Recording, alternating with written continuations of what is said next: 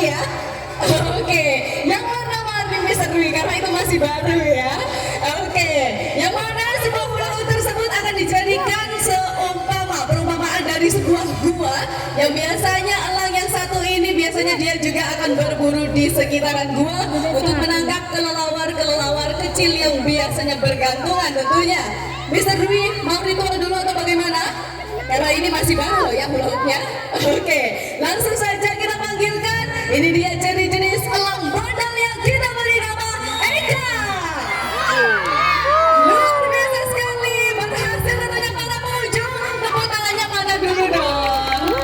Oke, elang bondol yang kita hadirkan sudah berhasil melewati rintangan yang pertama, yaitu melewati sebuah hula hoop. Di kesempatan yang kedua, kali ini Mister Dwi juga akan mencoba melontarkan makanan lalu umpannya ke arah langit. Untuk para pengunjung lemparan yang rendah atau yang tinggi? Yang tinggi Mister Dwi. Oke, sudah mulai berancang-ancang di sana untuk elang bondolnya.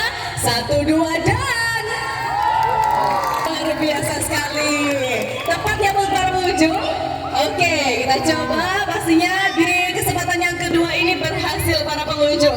Di kesempatan yang ketiga, kali ini Mister Dwi akan mencoba menaruh sebuah umpan tersebut di antara sela-sela jarinya. Yang mana dari elang bondol tersebut akan mencoba